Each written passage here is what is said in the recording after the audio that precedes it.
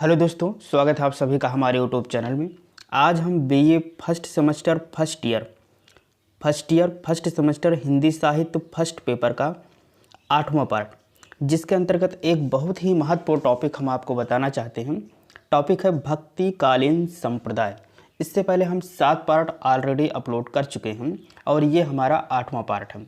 7वें part में हमने सूफी काव्य ग्रंथ के विषय में बताया था और इसमें हम देखेंगे कि कौन कौन से महत्वपूर्ण प्रश्न आपके एग्जाम में अक्सर पूछे जाते हैं इस टॉपिक से, भक्तिकालीन संप्रदाय से।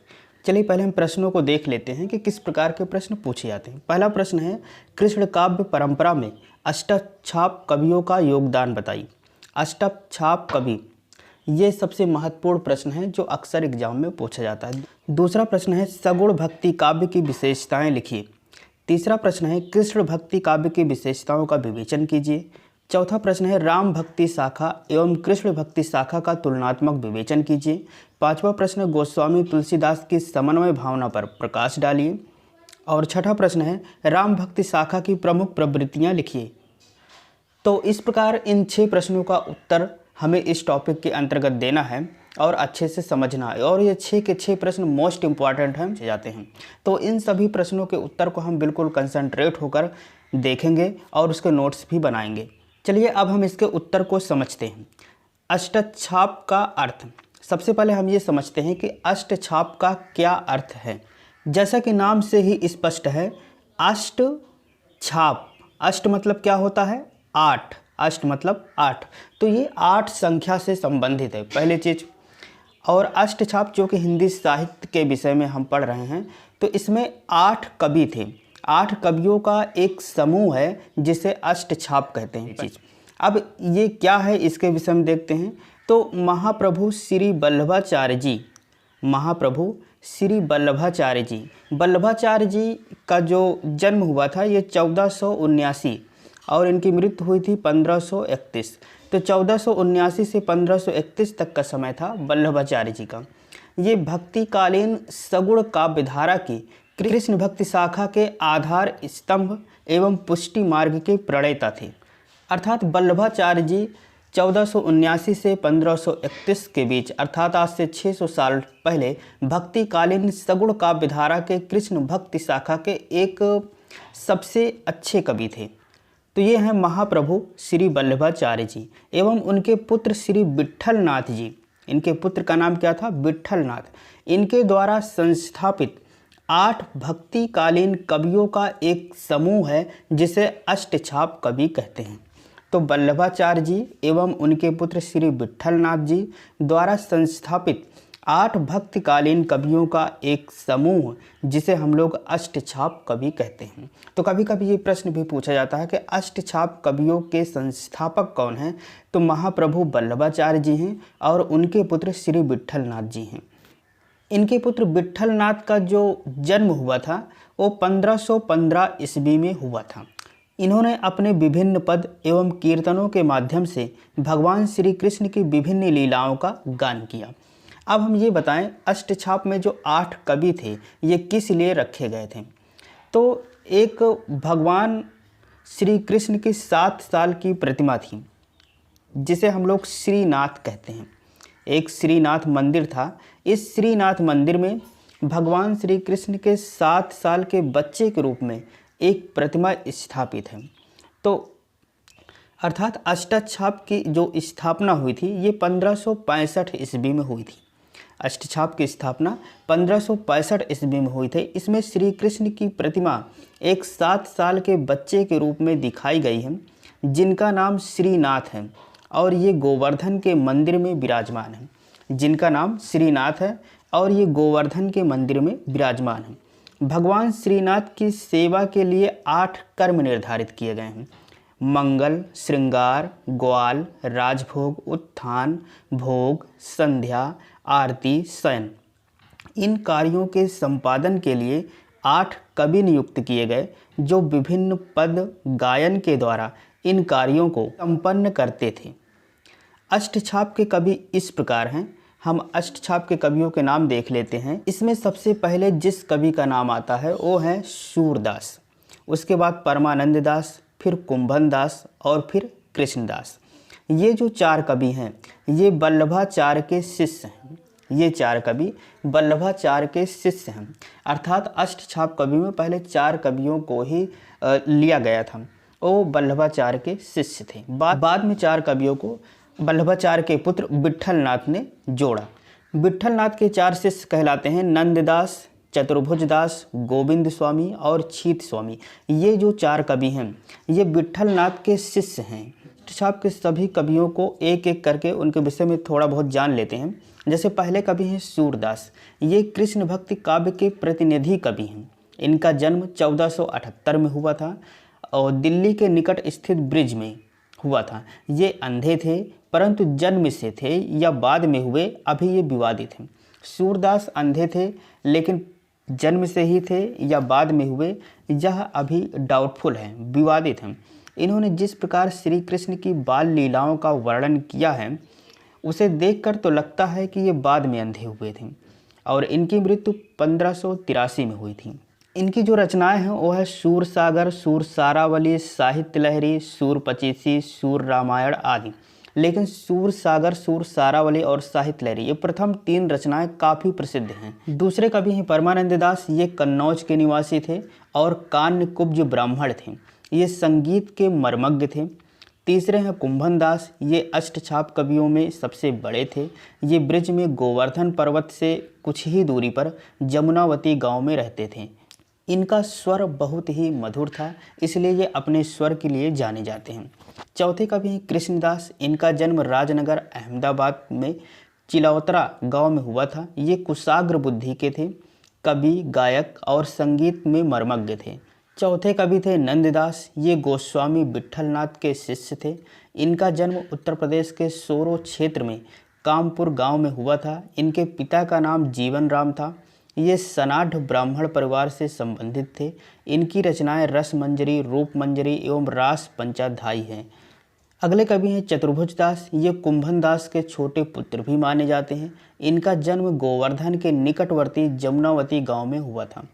अगले कवि हैं गोविंद स्वामी, ये राजस्थान के भरतपुर के अंतरी गांव के थे। इन्हें संगीत का अच्छा ज्ञान था।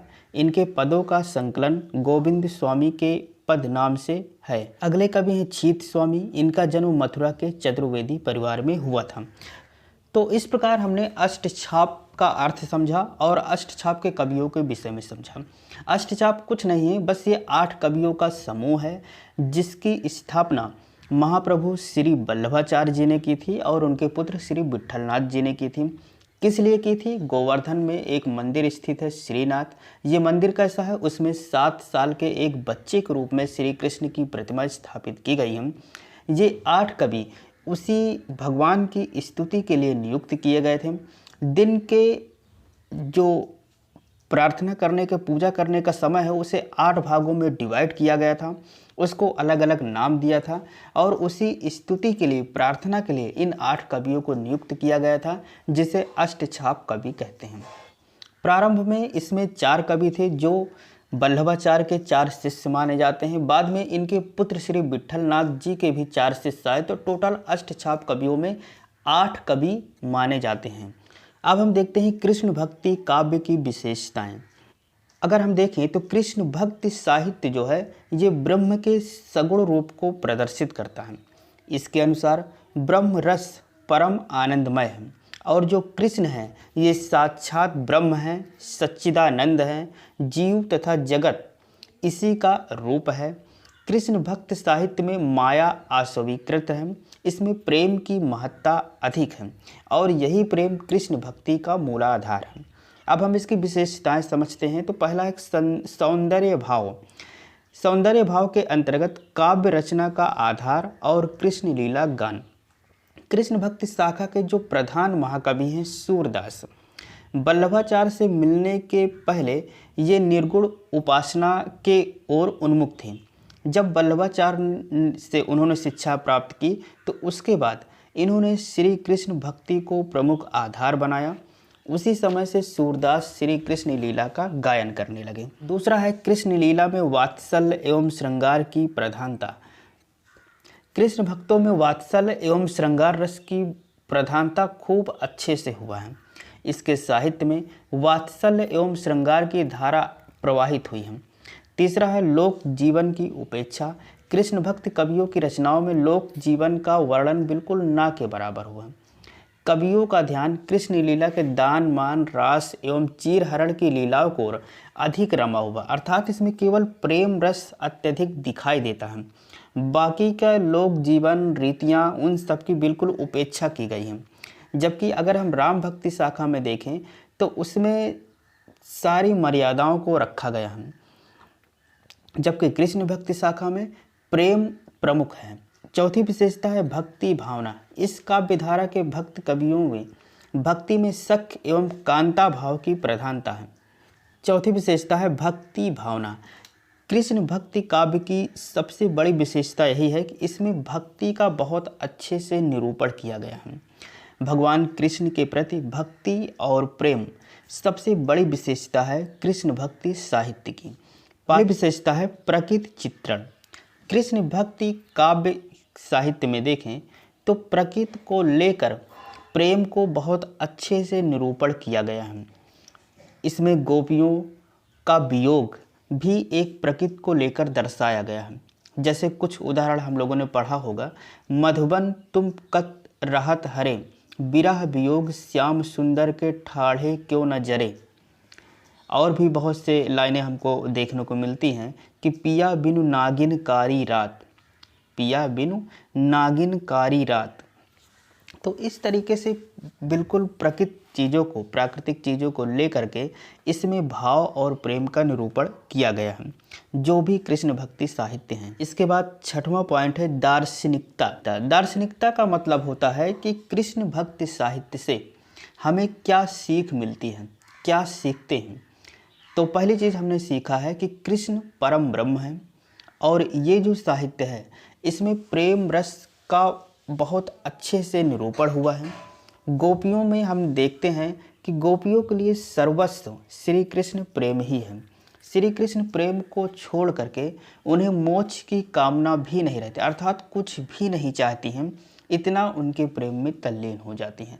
तो इस प्रकार हमको ये सीख मिलती है कि हमारा केवल एक परम ध्येय होना चाहिए, अर्थात जीव का एक परम ध्येय होना चाहिए, भगवान श्री कृष्ण में तल्लीन हो जाना, तभी व्यक्ति का कल्याण हो सकता है। ये दार्शनिकता है इसके अंतर्गत।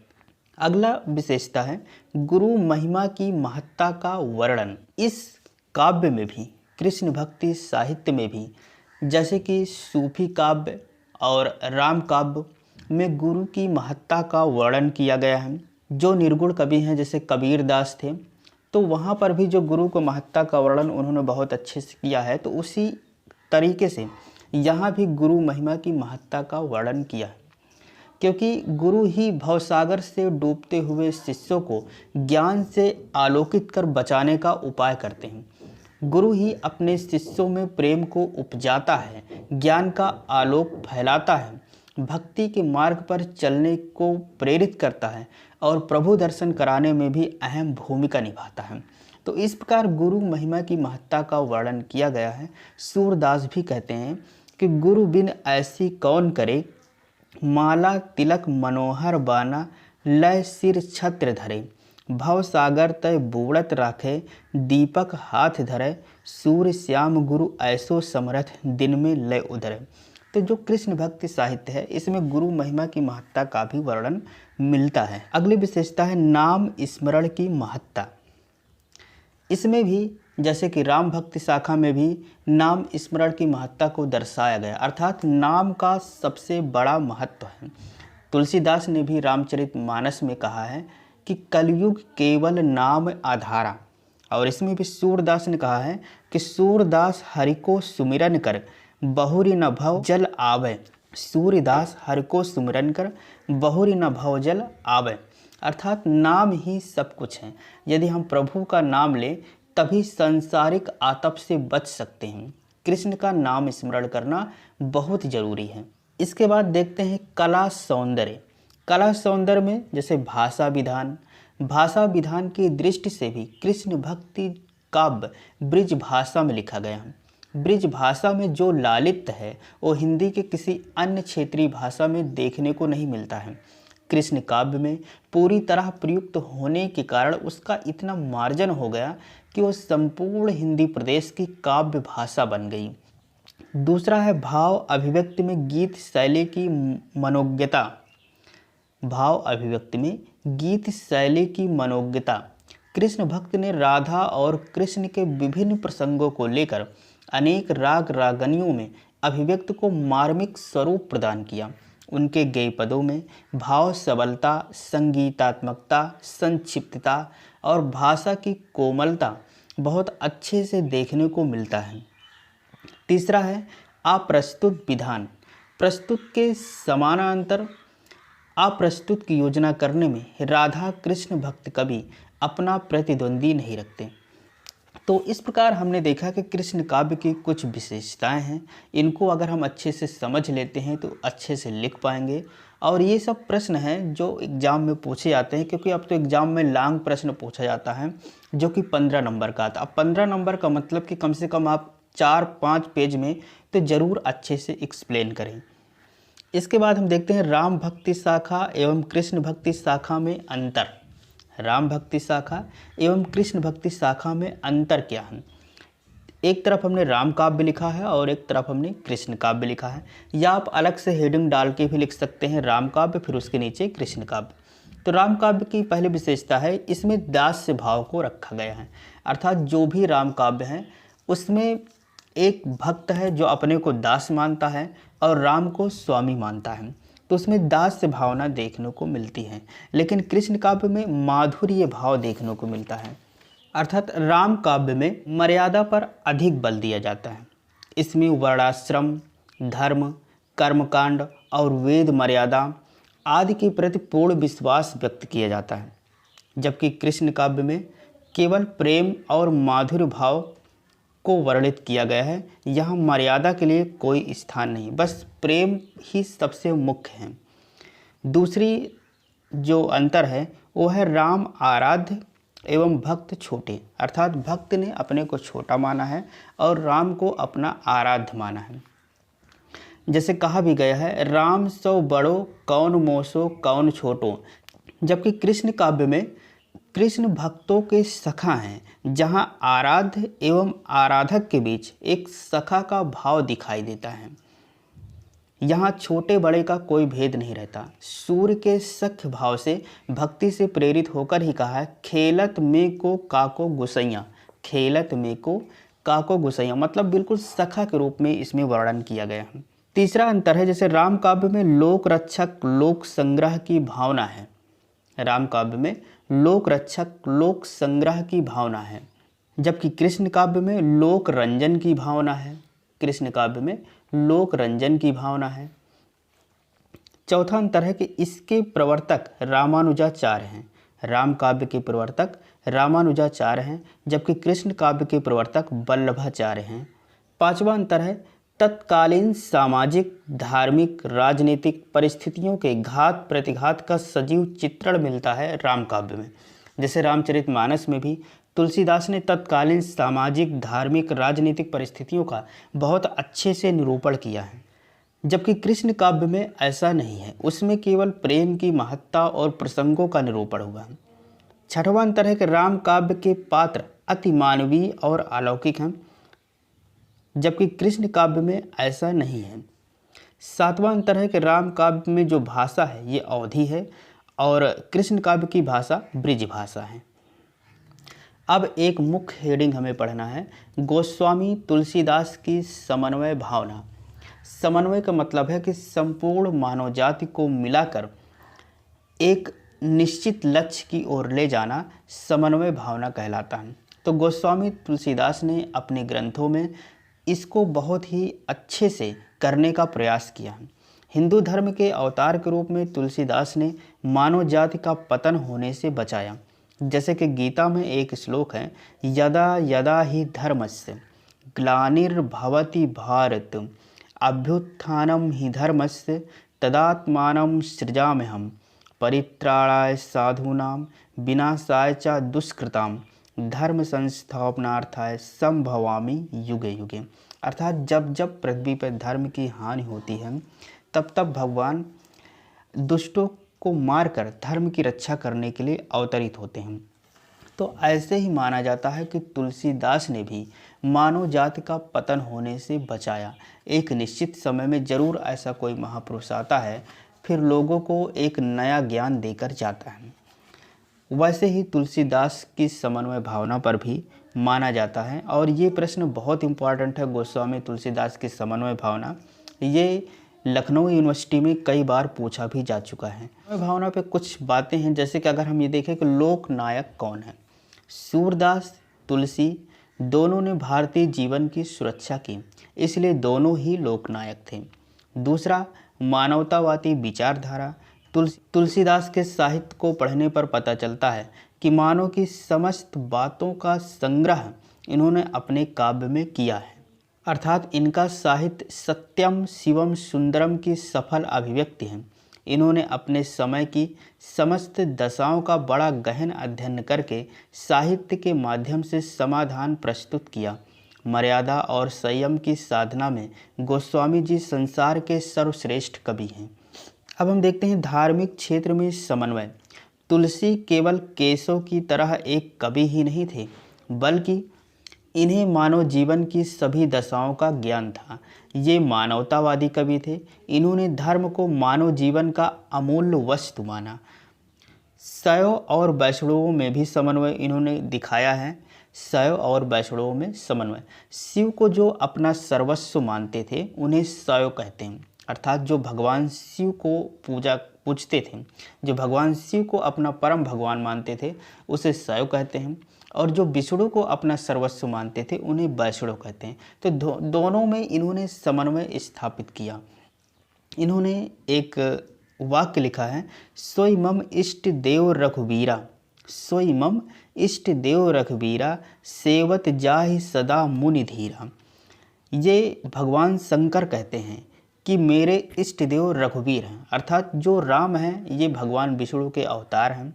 लेकिन जब शंकर कहते हैं कि मेरे इष्ट देव भगवान राम हैं, तो इसमें वैष्णव और शैव दोनों में एक समन्वय दिखाई देता है कि जब भगवान शंकर विष्णु के अवतार भगवान राम को अपना इष्ट देव मानते हैं, तो हमें भी एक होना चाहिए, अर्थात शैव और वैष्णव में कोई अंतर नहीं होना चाहिए।